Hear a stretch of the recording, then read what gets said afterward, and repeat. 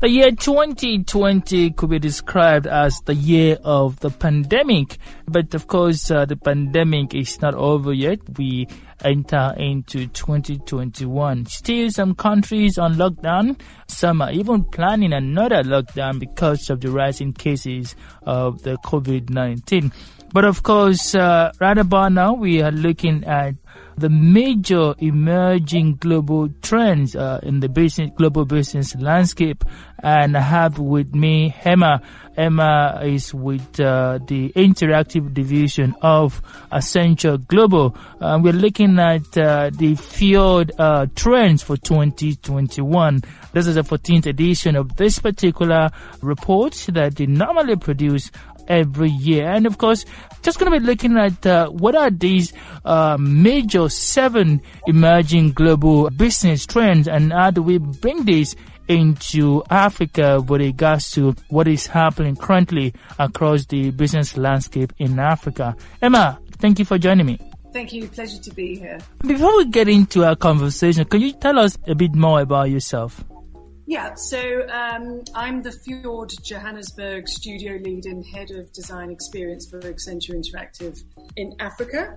I've been a design practitioner for over 20 years and specializing in visual design for digital agencies, and now as part of Accenture Interactive, specializing in design strategy. That's fantastic. All right, so now talking about the Fjord trends, how long has it been again? So this is as you said, this is the 14th iteration of the report that we put together every year. Okay. What are the basic pillars of this report? Yeah, so, I can pretty much talk to you a little bit about how we put the trends together. So globally, Fjord and Accenture Interactive have over 40 studios and 2,000 designers, and we put the trends together in a really, really unique way. So we look at the emerging themes that come out of each of our studios and how they're accelerating. And from there, we kind of see those kind of interactions from clients. We get them from research we do in the field and the work that we do on our projects and communities. So every September, we put out a call globally for studios to contribute to the submissions of those themes. And from the hundreds that come in, the global team that work on trends reduce and select them down to the 7 that we have this year. And then our Johannesburg studio every year, and that's the trends team is led by a couple of my service design leads, Hazel Scrimgeour and Sahara Chetty. We then look at how that affects or what's happening on the ground, essentially, from an African perspective. These are global trends. And so we like to really look at it through an African lens and really see what's happening from a unique African communities and businesses on the ground. I see. Okay. 2020 was one of the most difficult years in the last couple of decades. Obviously, the year brought in a couple of new trends that, of course, were not part of the predictions in January last year. And also, some of these trends have also, in a way, entered into 2021 with us. So what are these 7 trends that we have seen in 2021 and that we should be looking out for? Yeah, so we've got 7. I think that we as a studio felt that there's 5 that are most relevant for South Africa. So these sort of highlight a couple of key pieces of local evidence and what we're seeing businesses and brands can do to kind of meet those challenges and grow with them. So really before I start, I wanted to just check and sort of pause to consider what we always have an overarching theme. Okay. And so as you mentioned, with the change with COVID and what's happening last year and into 2021, our overarching theme this year is called Mapping Out New Territory. So as you mentioned, the events of 2020 have altered everything that we've taken for granted. And it's reminded us that throughout history, after a global crisis, we often see this new era of thinking beginning. And so that's where we're sort of leaning towards with these trends. So we're considering a sort of a summary way of the new paths that are emerging. Some are scary, some are exciting, but largely all of these are unexplored. So we feel that this uncertainty will inspire new invention, almost like a 21st century renaissance here in Africa as well as globally. And so subsequently the 7 trends unpack those. So I can go through the the 5 that we've selected for the listeners today. Let's begin with the scary ones. The scary ones. Yes, well, all of them actually have some kind of trepidation to them, but all of them do have positivity. So each of the trends give a nice amount of direction, advice for businesses as they forge ahead in this kind of uncertain environment. So I think as we go through them, we'll sort of see sort of both sides of each of those trends, as you put it. So the first one that we have this year is called collective displacement. Okay. And so this is where, again, we're talking about how experience of things have changed and how we all have a sense of displacement as we collectively look for new ways and places to do the things that we used to do and that we love to do. So how we work, how we shop, how we parent, how we take care of our health has changed for every single one of us. And the brands need to seek new ways and offer new experience to interact with this kind of theme of displacement. So, well, apologies for interjecting. There may be some need for repositioning for brands. Is that what you're saying? Exactly right. So, from an African's perspective, we know that a large amount of our populations remain marginalized and without those ways of meeting their basic needs. Correct. We're also seeing that the crisis of social distancing and the job losses means that the return migration from urban to rural is also causing this kind of sense of displacement. And so what brands need to be doing is looking for more creative ways of reaching those communities that are affected. So a great example here actually is Pick n Pay and ShopRite, who have already stated and are ready to use their infrastructure and distribution networks to facilitate vaccines. So looking at that example, we recommend that companies find alternative uses for their production lines, equipment and infrastructure to help meet customers' constantly changing expectations. So that is one way that businesses can look at what's being displaced and how they can move into a role that helps and supports where your customers are moving to.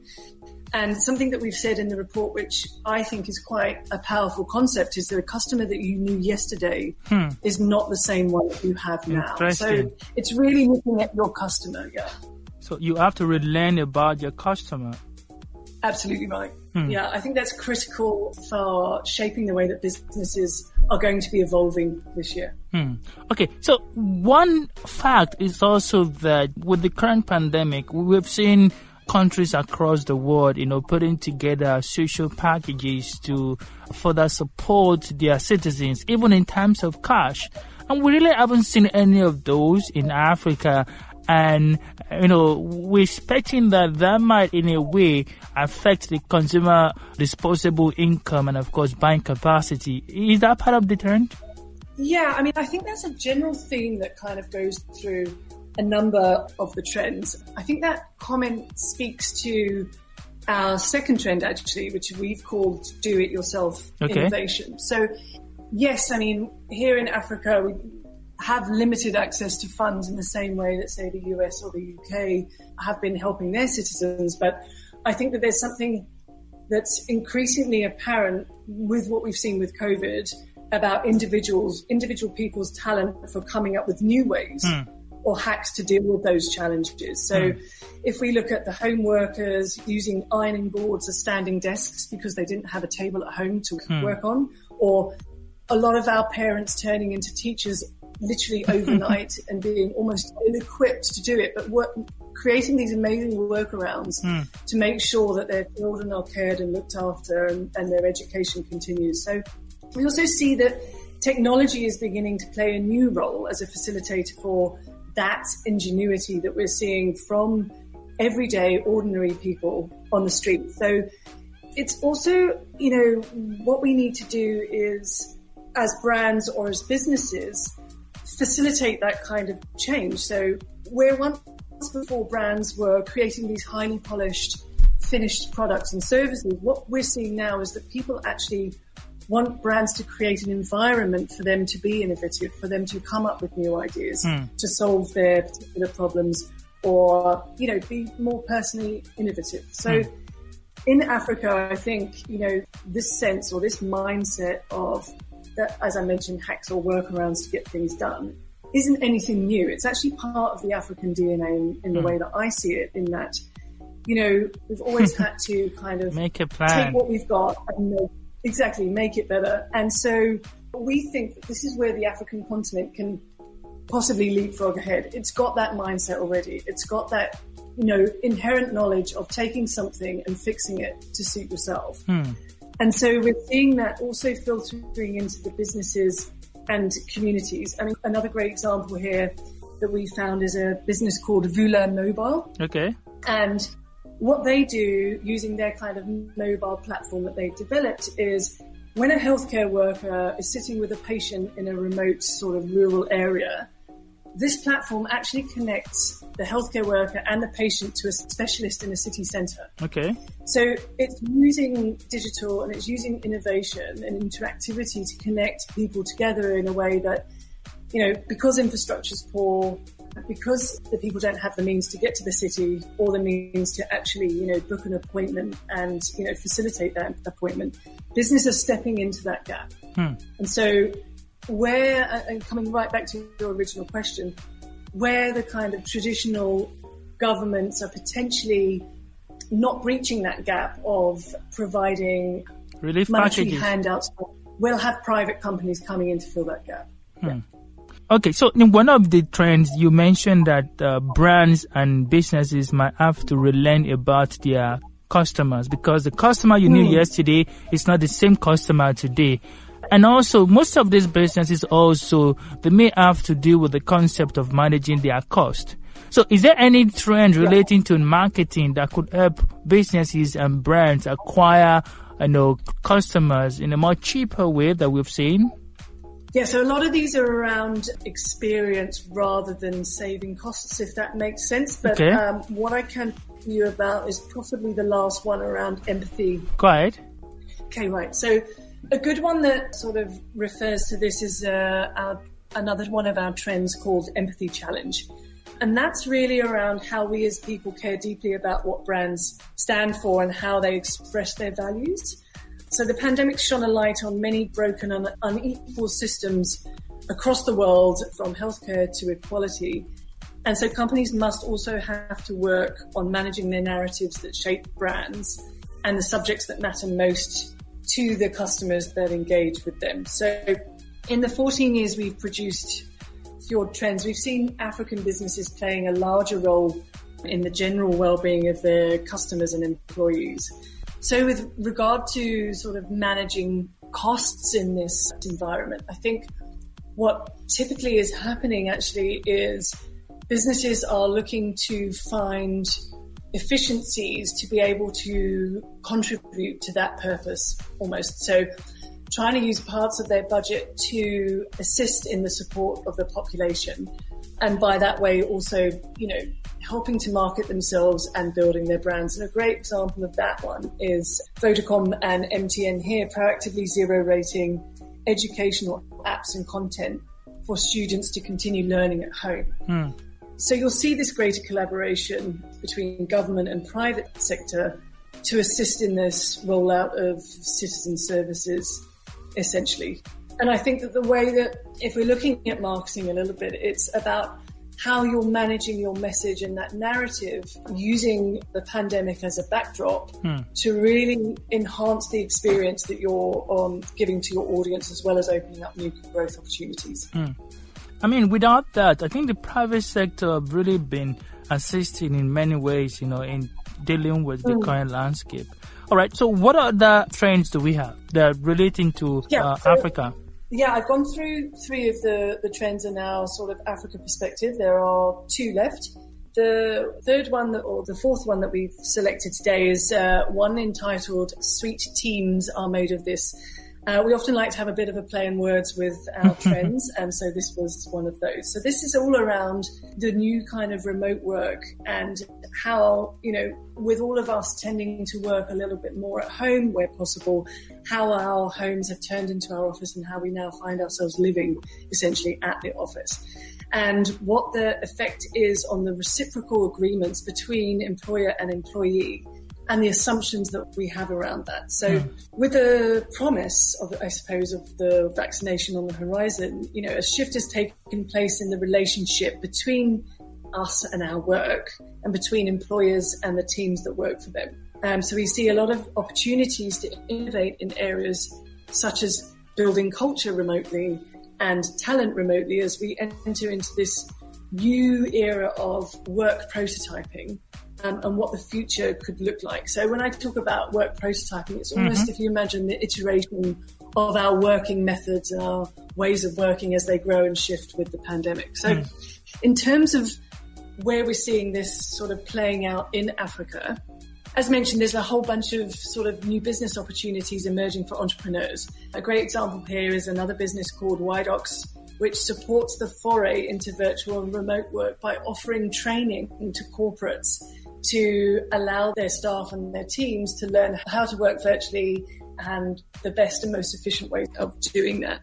And it's important for businesses to adapt to changing needs, provide the adequate access to tools to allow employees to stay productive and connected. And I think from an African perspective, what we've seen is very rigid legacy working systems.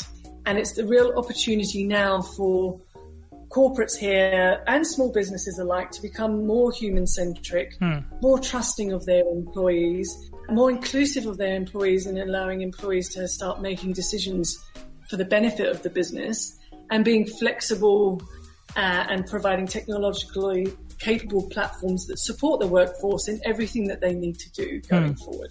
And I think we're seeing that trend gradually growing pace. And I think as we see the virus shifting and changing over the next 12 months, which undoubtedly it will, where we sit now in terms of what work means to the ordinary South African will change again more than once this year. So that's definitely a global trend that we do see having quite a direct impact here. All right. So one other visible trend, I'm not sure if you guys captured these, is we've seen businesses closing down, majorly small businesses. I mean, one of my favorite restaurants in Cape Town just announced yesterday that they've tried all they could and they have to just shut down and close the business and all that. So, and we've seen all that across, how would that shape this year again? Because these small businesses are providing jobs to many people across the continent. So actually that's perfect for the last trend that we'll talk about today. And the last trend here is liquid infrastructure. Okay. So whilst not necessarily specific to the restaurant industry, it is specific to sort of anybody that produces products and services, which you could say obviously restaurants and the sort of dining industry. So we've seen that the way that we acquire, the way that we purchase products or engage with services has changed. It's been displaced, and we know that organizations, in order to try and survive in what we're calling this precarious economy, in order to do that, they have to rethink their supply chain and the use of every single physical asset that they have to focus on how do you develop a different experience for your audience, for your consumers, to really give them something and in a different way. So, essentially in order to stay in business. So a good example is in retail, for example. Retail has also been struggling hugely. So when we go to the shops, we have that immediate gratification in a physical store of being able to find something that you want, buy it, and essentially take it straight home with you. What we're seeing now, obviously, as everyone or those that are able to move online, is that, you have to wait. So whilst it's a little bit more convenient, you can't take that product home immediately with you. So innovative businesses are now looking at this kind of sort of value chain or how people purchase things and spotting new opportunities to almost create moments around experiences within that sort of fulfillment journey. And so that might be an example of that. Is we often talk as businesses or brands or designers about last mile delivery. What's the experience that you can generate around the delivery process? What we're looking at now with COVID is like the last few feet. And my global boss, Mark Curtis, who leads the trends in London, has this great story about it's no longer about receiving your parcel. It's about how that parcel is actually handed to you. His example is, just last week he ordered some trousers online, and as he explains, typically because of COVID, delivery driver doesn't necessarily want to do a hand-to-hand, face-to-face transfer parcel, so he throws it over the hedge into the garden, and if Mark doesn't get there straight away, the dogs literally rip it to shreds. So his point is, how do brands engage with that last few steps, last few feet, to ensure that the handover or the delivery is the same kind of process that you would get between a shop assistant or a brand representative in store when you purchase it. So that's what we think around looking at your infrastructure and building resilience into the organization so you can adapt to these changes and these expectations that customers are coming to you with. So it's not about, okay, how do I slightly tweak what my business model is? It's not about how do I slightly tweak my physical experience or my branding. It's about really looking at all those products and assets that you've got to be able to turn those around and to develop something potentially completely new. Again, a great example globally and also locally here, for example, with Distel, when they looked at their infrastructure, they looked at their factories and thought, how do we start using the alcohol production lines to then make alcohol-based sanitizer? And it's that kind of sort of brave new thinking that we recommend that businesses really need to look at. And it might just be about taking stock of every single touch point, every single asset that you have, and thinking, what else could you do with that? All right. So in closing, with all these trends, which of course, like you mentioned, most of them have some element of not so great, kind of nature there. So what are your advice to businesses and business leaders? Yeah, so I think there's very, very strong sort of consumer themes that are coming through. We've seen in the last few years that the voice of the customer has become increasingly more powerful over the last 3 or 4 years, and that is continuing to grow. And so within the report, there's 3 customer themes that I think, personally have resonated with me in my personal capacity as a customer. And I think that these are things that businesses could think about as they, try and evolve through this pandemic. And the first one is, as we've mentioned before, studying your customer. So the continuous learning about your customer base as it rapidly evolves week to week and day to day. I noticed that my behaviour is changing as the virus is changing, and I really want brands and businesses to be able to shift with me and support me in that transition. Second one is see your customers as co-creators.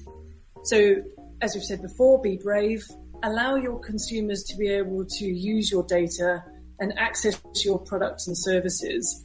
And so they're going to help, if you are brave enough to do that, they're going to help you generate new ideas and insights to then be able to take that next step into the sort of new businesses that you might be interested in. I know I would like to have a real conversation with brands that I interact with and grow that relationship together. And that's a real thing that we're seeing coming out this year. And the last one, again, is support. So every business has a huge opportunity to support people as they develop what we're calling new rituals and building new routines and new ways of living and working.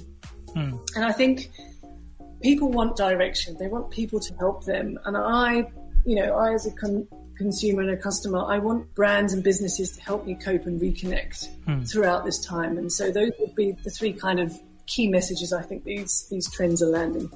Thank you so much, Emma. Thank you for your word of advice and also for agreeing to share your report with our listeners.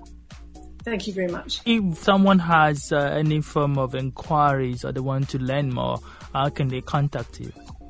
Yes, so I think the first step is to actually have a look at the trends which are available online. We have sort of short versions and also a long 60-page version if the listeners are interested to look at that. And the way that you can find that is either by searching Fjord Trends 2021, Fjord is spelled Fjord, or go directly to the link which is trends.fjordnet.com. All right. Thank you so much once again, Emma. And of course, that's where we're going to draw the curtain.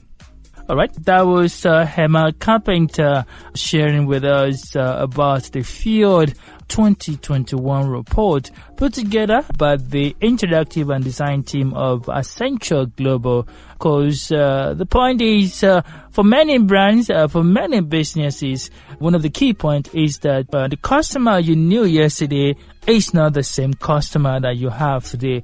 So you have to relearn. And it's also a year that innovation will thrive because of the fact that we are looking at new ways of doing things and, of course, also making progress accordingly. From us, it's goodbye.